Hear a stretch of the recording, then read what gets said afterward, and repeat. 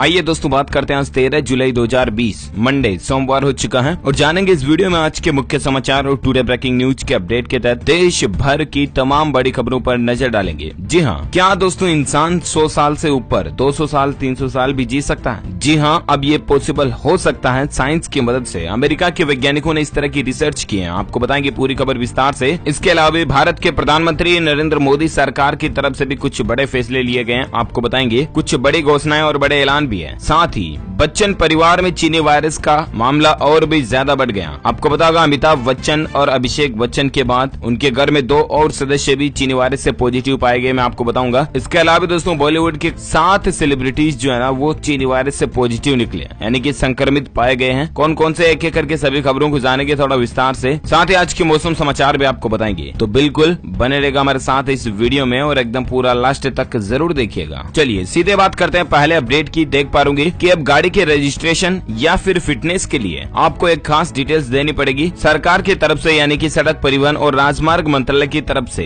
ये निर्देश जारी किए जा चुके हैं। जी हाँ, दरअसल दोस्तों अब आपको गाड़ी का रजिस्ट्रेशन करवाते समय आपके फास्टैग की डिटेल देना जरूरी होगा। सभी राज्यों और केंद्र शासित प्रदेशों में ये नियम लागू होने जा रहा है। जी हाँ, तो ऐसे में गाड़ी का रजिस्ट्रेशन या फिटनेस चेकिंग के समय आप फास्टैग डिटेल जरूर साथ में रखें। चलिए साथ ही खबर है कि CAIT यानी कि केट ने केंद्र सरकार से मांग की है कि ट्रेन 18 की किसी भी प्रोजेक्ट में चीनी कंपनियों को एंट्री नहीं मिलनी चाहिए। Confederation of all India traders जो है ना व्यापारिक संगठन, उसने सरकार से ये अपील की है। देखते हैं गवर्नमेंट इस पर वाकई में कितना ध्यान रखती है। और साथ ही रेलवे को लेकर और एक अच्छी खबर ये दोस्तों की रेलवे की एक नई उपलब्धि देखिए, पहली बार विदेश में भेजी स्पेशल पार्सल ट्रेन। जी हाँ दोस्तों, चीनी वायरस के काल में रेलवे ने अपने नाम कई उपलब्धियां दर्ज करा ली है और अपनी उपलब्धियों में एक ताज और गिनने का जोड़ते हुए रेलवे ने पहली बार स्पेशल पार्सल ट्रेन को विदेश भेजने का कारनामा कर दिखाया है। जी हाँ, दरअसल आंध्र प्रदेश में गुंटूर जिले के रेड्डीपैलम से सूखी मिर्च लेकर एक स्पेशल पार्सल ट्रेन को बांग्लादेश के बीना पोल भेजा गया। ये भी भारत के लिए एक नई उपलब्धि है। अच्छा, रेलवे की बात हो रही तो मैं आपको बता दूं कि रेलवे में सफर करते समय अब आपको 20 तरह की और नई सुविधाएं, इनोवेटिव कदम देखने को मिलेंगे। देख पा रहे हो कि आरामदायक होगा आपका ट्रेन का सफर, क्योंकि कर्मचारियों के आइडिया पर रेलवे उठाने जा रहा है ये 20 इनोवेटिव कदम। बहुत सारी चीजें आपको रेलवे स्टेशन पर बदलाव देखने को मिलेगा, ट्रैक पटरी वगैरह पर भी देखने को मिलेगा। इस तरह की 20 फैसिलिटीज मिलेगी आपको, तो ये इंडियन रेलवे का नया इनोवेशन है। और चलिए अब बात करें अपन अगली खबर में, जहां देख पा रहे बैन का असर देखिए। अब चाइनीज कंपनी चीन से बाहर जाने की तैयारी में है। जी हाँ, टिकटॉक का नाम तो आपने जरूर सुना होगा, जिसको भारत ने हाल ही में बैन किया था 59 एप्लीकेशन के साथ में, राइट। और ऐसे में अब टिकटॉक कंपनी की जो पेरेंट कंपनी है ना बाइटडेंस, उसको काफी नुकसान भी हुआ, क्योंकि भारत के बाद हांगकांग में बैन हो गई और भी 1-2 देशों में इसको बैन किया गया। और ऐसे में दोस्तों टिकटॉक अब ये प्लानिंग बना रही है कि चीन से ये बाहर चली जाए, ताकि इसका नाम या इस पर कोई वो भद्दा या छाप नहीं रहे कि ये एक चीनी कंपनी है ना। तो देखते हैं टिकटॉक कहां जाती है आखिर। साथ ही अपडेट है वैज्ञानिकों की एक नई खोज देखिए आप, मैं आपके मनोरंजन के लिए बता रहा हूँ। समुद्र में एक अनोखी तरह की मछली देखी गई, इंसानों की तरह, जिसके होंठ और दांत दिखते हैं। देखिए जरा आप इसकी तस्वीर भी, वाकई में हूबहू इसके टीथ और लिप जो है ना वो इंसानों से काफी हद तक मिलते हैं, राइट। आखिर प्रकृति में किस किस तरह के क्रिएचर हमें देखने को मिलते हैं, अमेजिंग यार। चलिए साथ ही खबर है दोस्तों की आज राजस्थान बोर्ड के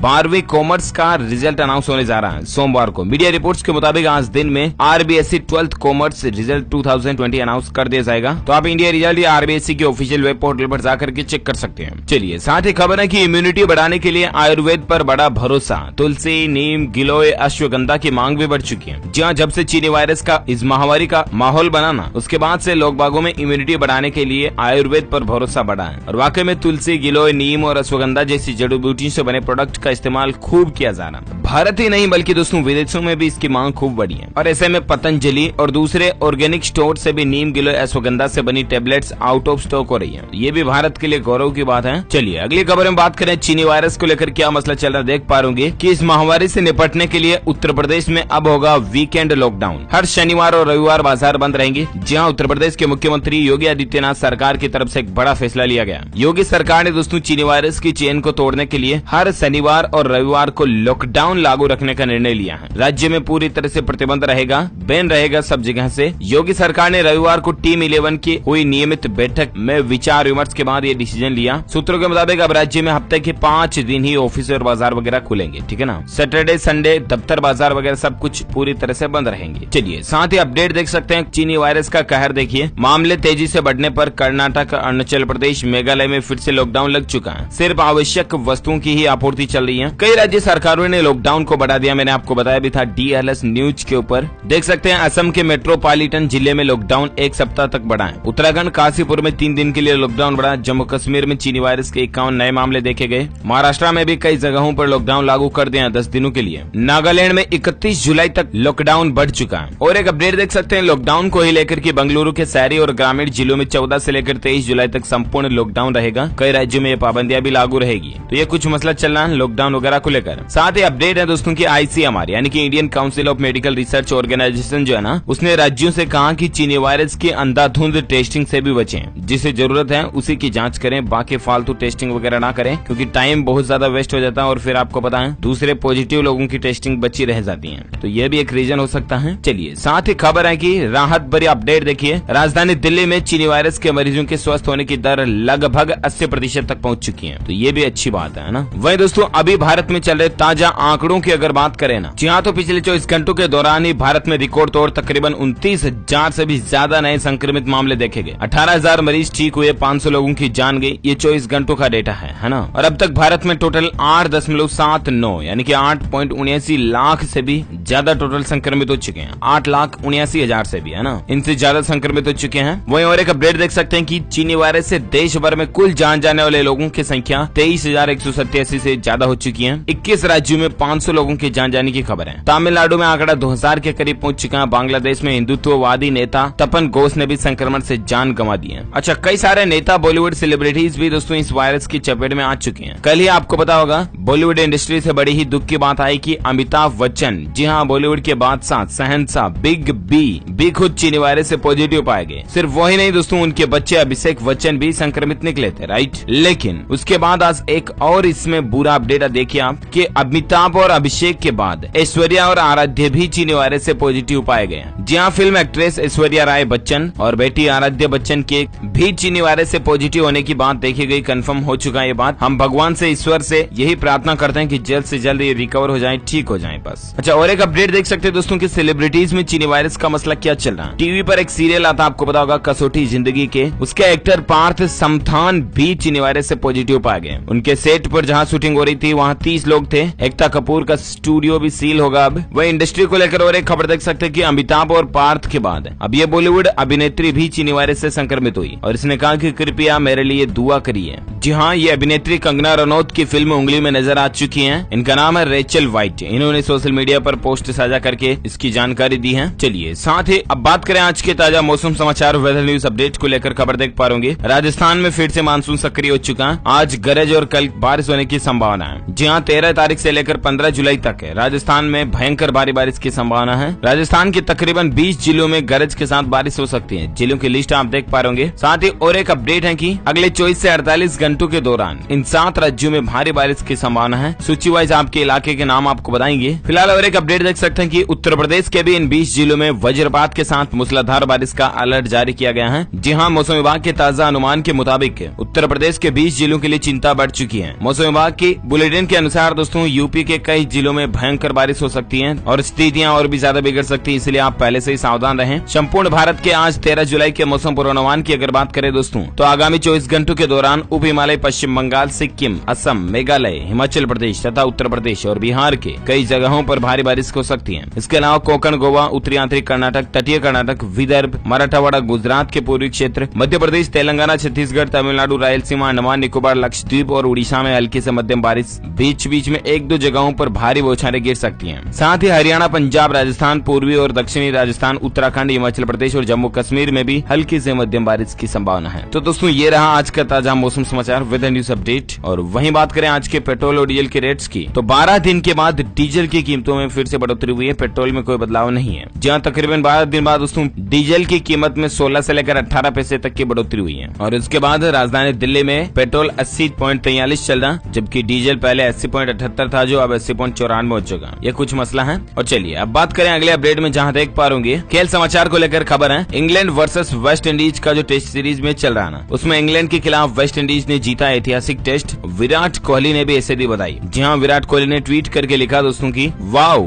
Windies cricket what a win, top display of test cricket. चलिए साथ ही अपडेट है दोस्तों की अमेरिका के वैज्ञानिकों ने ढूंढ निकाला इंसानों की उम्र बढ़ाने का रास्ता। जी हाँ, जैसा कि मैंने आपको बताया कि एकाएक अगर अपन सोचे दोस्तों कि क्या इंसान 200 साल या 300 साल भी जी सकता है तो इम्पॉसिबल लगता है, राइट। लेकिन विज्ञान अब लगातार इसी खोज पर जुटा हुआ है कि आखिर कैसे हम इंसानों की उम्र को कंट्रोल कर पाए। और इसी पर वैज्ञानिकों के एक शोध journal of gerontology biological sciences में 10 जुलाई को प्रकाशित USC Dornsife college of letters arts and sciences की एक टीम द्वारा शोध पेश किया गया। और उसका मकसद क्या दोस्तों की मनुष्य के जीवन काल को बढ़ाने का रास्ते की शुरुआत हो चुकी है। लाइफ एक्सपेक्टेंसी ऑफ ह्यूमन, किस तरह से इंसान की जीवन को बढ़ाया जाए। फिलहाल ये जो एक्सपेरिमेंट है ना दोस्तों, ये बहुत बेसिक लेवल पर चल रहा है और इसको लेबोरेटरी में दूसरे जीवों पर टेस्ट किया जा रहा है और उनमें इसके सकारात्मक परिणाम भी देखे जा रहे हैं। देखते हैं ऑफिशियली इसका ह्यूमन ट्रायल कब होता है और उसके नतीजे परिणाम क्या आते हैं, ये तो मैं आपको बताऊंगा ही। लेकिन मेरा आपसे एक सवाल है दोस्तों, वो ये कि अगर वाकई में विज्ञान इस तरह की दवाई या जो भी सिस्टम है वो बना देते हैं जिससे कि इंसान 200 साल 300 साल 500 साल जी पाए, तो क्या आप भी लंबे समय तक जीना चाहेंगे और चाहेंगे तो कितने साल तक। और इसी बीच एक सवाल ये भी है दोस्तों कि क्या कहीं ये प्रकृति के साथ छेड़छाड़ तो नहीं होगी। आपकी क्या राय है, आप मुझे नीचे कमेंट करके जरूर बताएगा कि विज्ञान को ये चीज मिलनी चाहिए या नहीं। आपकी राय और सुझाव कमेंट में बताइएगा। साथ ही अपन बात करते हैं अगली खबर में, जहां देख पाओगे हरियाणा राज्य में अब छात्राओं को ग्रेजुएशन डिग्री के साथ में पासपोर्ट मिलेगा। मुख्यमंत्री खट्टर ने इस बात की घोषणा कर दी है। जी हाँ, हरियाणा के मुख्यमंत्री मनोहर लाल खट्टर ने ऐलान कर दिया दोस्तों की छात्राओं को उनकी ग्रेजुएशन की डिग्री पूरी होने पर पासपोर्ट भी दिया जाएगा। इसकी पूरी प्रक्रिया कॉलेज में ही पूरी होगी। शनिवार को करनाल में 100 छात्रों को लर्निंग लाइसेंस और फ्री हेलमेट प्रदान किए जाने के आयोजित कार्यक्रम के दौरान हर सर हेलमेट के दौरान सीएम मनोहर लाल खट्टर ने कहा कि राज्य सरकार ने ये फैसला किया है कि अब सभी छात्राओं को अपनी स्नातक डिग्री के साथ अपने संस्थानों से पासपोर्ट प्राप्त करना चाहिए। इससे होता है ये दोस्तों कि अगर लड़कियां बाहर पढ़ने की प्लानिंग भी बनाती हैं तो उनको वापस पासपोर्ट के लिए भागा भागा नहीं फिरना पड़ेगा, ऐसा कुछ है ना। चलिए साथ ही जब हरियाणा की बात हो रही तो हरियाणा को लेकर और एक अपडेट ये भी दोस्तों की हरियाणा बोर्ड के छात्रों के 11वीं कक्षा में प्रवेश के लिए कुछ नए दिशा निर्देश जारी हुए हैं। कौन कौन से तो मैं आपको बता दूं। जिन छात्रों ने हरियाणा बोर्ड से 10वीं कक्षा उत्तीर्ण की है ना और वे राज्य के सरकारी स्कूलों में 11वीं कक्षा में दाखिल लेना चाहते हैं यानी कि एडमिशन कराना चाहते हैं, उन्हें अपनी कक्षा का परिणाम और आवश्यक दस्तावेज व्हाट्सएप के माध्यम से संबंधित स्कूल के प्रधानाध्यापक को भेज सकते हैं। उन्हें कोई शुल्क जमा कराने की आवश्यकता भी नहीं है, ये कहना है हरियाणा के सीएमओ की तरफ से। तो ये भी अपडेट है। साथ ही खबर है दोस्तों की एजुकेशन न्यूज को लेकर बात हो रही तो और एक खबर देख सकते हैं कि उत्तर प्रदेश में 1 अक्टूबर से खुलेंगी यूनिवर्सिटीज। ग्रेजुएशन फर्स्ट ईयर की पढ़ाई शुरू हो जाएगी। पीजी की 1 नवंबर से क्लासें भी चलना शुरू हो जाएगी। चीनी वायरस की महामारी के चलते लगभग 4 महीनों से स्कूल कॉलेज विश्वविद्यालय वगैरह बंद है, राइट। और ऐसे में उत्तर प्रदेश की योगी आदित्यनाथ सरकार ने राज्य के सभी विश्वविद्यालयों यानी कि यूनिवर्सिटीज को खोलने के मद्देनजर गाइडलाइन जारी की है। इन गाइडलाइन के मुताबिक अक्टूबर 2020 से यूनिवर्सिटी में नए सेशन की शुरुआत होगी। वहीं पढ़ाई नवंबर महीने में और मार्च से अप्रैल के बीच नए सत्र की परीक्षाएं आयोजित की जाएगी। तो ये यूपी गवर्नमेंट द्वारा जारी गाइडलाइन की ज्यादा डिटेल भी आप स्क्रीन पर देख सकते हैं। चलिए साथ ही खबर है दोस्तों की हरियाणा के 6 जिलों में फेसबुक ट्विटर से जुड़े सोशल मीडिया न्यूज प्लेटफॉर्म पर बैन लग चुका है। विपक्ष ने इसको इमरजेंसी वगैरह भी कहा है। हो सकता है कुछ असामाजिक तत्वों की वजह से प्रशासन को ये फैसला लेना पड़ा हो। साथ ही फिलहाल खबर है दोस्तों की आज बीजेपी में भी शामिल हो सकते हैं सचिन पायलट, क्योंकि कांग्रेस मनाने में नाकाम रही है। ये कहना है मीडिया रिपोर्ट्स के सूत्रों के मुताबिक। आपको पता होगा कल से ही सचिन पायलट को लेकर ये मसला चल रहा है राजनीति में कांग्रेस और भाजपा के बीच। तो ऐसे में सचिन पायलट भाजपा पार्टी भी ज्वाइन कर सकते हैं, ऐसी भी बातें और मीडिया रिपोर्ट चल रही है। हालांकि देखते हैं आगे क्या होता है। ज्यादा पॉलिटिक्स की बातें मैं आपको डीएलएस न्यूज के ऊपर बताता नहीं हूँ, आपको पता ही होगा। सीधे आगे बढ़ते हैं अगली खबर में, जहाँ देख पा रहे तेल कंपनियों ने इलेक्ट्रिक गाड़ियों के लिए रणनीति को बदल दिया। बैटरी चार्जिंग के झंझट से मुक्ति मिलेगी। जी हाँ, अगर आपके पास इलेक्ट्रिक गाड़ी है या खरीदने की योजना बना रहे हैं ना, तो ये खबर आपके काम की है। नए नियम के मुताबिक दोस्तों ऑयल मार्केटिंग कंपनियां जो है ना, उसके लिए जरूरी हो चुका है कि वो पेट्रोल पंप पर क्लीन एनर्जी का कम से कम एक सोर्स जरूर रखें। इसी को देखते हुए दोस्तों पेट्रोलियम मंत्रालय के निर्देश भी जारी हो चुके हैं कि शुरुआत में पेट्रोल पंप पर चार्जिंग स्टेशन भी लगाए जाएं और चार्जिंग में लगने वाले समय को देखते हुए तेल कंपनियों ने अपनी रणनीति में भी बदलाव किया। तो अब चार्जिंग स्टेशन के बजाय बैटरी स्वैप पर फोकस किया जा रहा है, क्योंकि दोस्तों इलेक्ट्रिक गाड़ियों को चार्ज करने में कम से कम 1 घंटे का समय तो लगता ही है, राइट। लेकिन वही बैटरी स्वैप की सुविधा अगर शुरू कर दी जाए तो महज 2 मिनट में आपकी गाड़ी वापस रिचार्ज हो जाएगी, यानी कि बैटरी को ही एक्सचेंज कर ली जाए पेट्रोल पंप के ऊपर। तो इस तरह का सिस्टम भी बहुत जल्द आपको देखने मिल सकता है। चलिए साथ ही खबर है दोस्तों की हुंडई कंपनी जुलाई में 2 नई कारें लॉन्च करने जा रही है। जानकारी आप देख सकते हैं, एक तो हुंडई टक्सॉन और हुंडई वेन्यू का IMT वर्जन भी जुलाई महीने में लॉन्च होने की प्लानिंग है।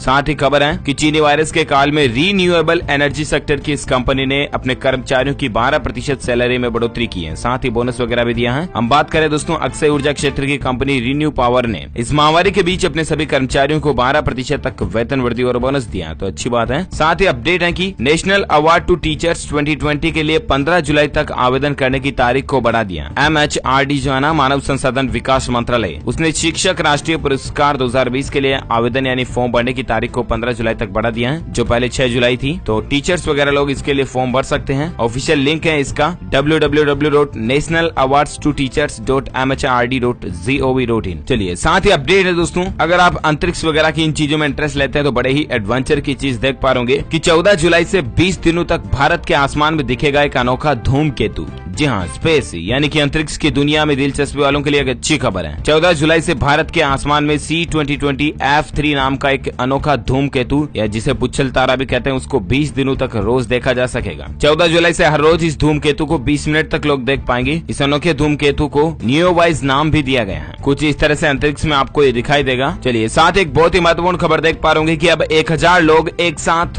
वीडियो कॉल कर पाएंगे। जी हाँ, माइक्रोसॉफ्ट कंपनी ने एक खास फीचर पेश किया। दरअसल आपको पता होगा, इससे पहले जो जूम ऐप अभी मार्केट में चलता है उसमें एक साथ 100 लोग वीडियो कॉल कर सकते हैं, राइट। लेकिन अब माइक्रोसॉफ्ट टीम्स के माध्यम से 1000 लोग एक साथ वीडियो कॉल कर पाएंगे। जी हाँ, माइक्रोसॉफ्ट कंपनी ने माइक्रोसॉफ्ट टीम्स में एक नया फीचर ऐड किया है, जिसके तहत 1000 पीपल वीडियो कॉल एक साथ कर पाएंगे। कई सारे फीचर्स भी मिलेंगे आपको, video filters, live reaction, chat bubbles वगैरह वगैरह। और पार्टिसिपेंट्स टोटल 1000 से भी ज्यादा हो मेंबर हो सकेंगे। तो ये वाकई में माइक्रोसॉफ्ट की तरफ से एक बहुत ही अच्छा प्रीमियम फीचर पेश किया गया है। चलिए अगला अपडेट है कि पर्यटक 14 जुलाई से जा सकेंगे जम्मू कश्मीर, लेकिन टिकट बुक कराने से पहले कुछ शर्तें आपको जरूर जान लेनी चाहिए। जहां अगर आप जम्मू वगैरह में घूमने का प्लानिंग बना रहे तो अच्छी बात यह है कि पर्यटन उद्योग को 14 जुलाई से कई चरणों में खोला जा रहा है। इसके लिए कुछ दिशा निर्देश भी हैं, कुछ गाइडलाइंस भी हैं, जिनको पढ़ करके ही आप टिकट बुक कराएं तो ज्यादा बेहतर होगा। जानकारी आप स्क्रीन पर देख सकते हैं। ओके दोस्तों, तो इसी के साथ ही यहाँ दिन भर की तमाम बड़ी खबरें, मुख्य समाचार, टुडे ब्रेकिंग न्यूज का अपडेट वीडियो फिनिश होता है। आप मुझे नीचे कमेंट करके जरूर बताना दोस्तों की भारत का सबसे ठंडा राज्य कौन सा है। जी हाँ, सबसे ठंडा स्टेट भारत का कौन सा है, कमेंट में नाम बताइएगा। सही जवाब देने वाले रैंडमली लोगों को सेलेक्ट किया जाएगा हमारी DLS न्यूज टीम की तरफ से, और आप जीत सकते हैं एक शानदार सरप्राइज गिफ्ट, जो कि गिव अवे के रूप में आप तक पहुंचे दिया जाएगा। वो भी बिल्कुल फ्री ऑफ कॉस्ट,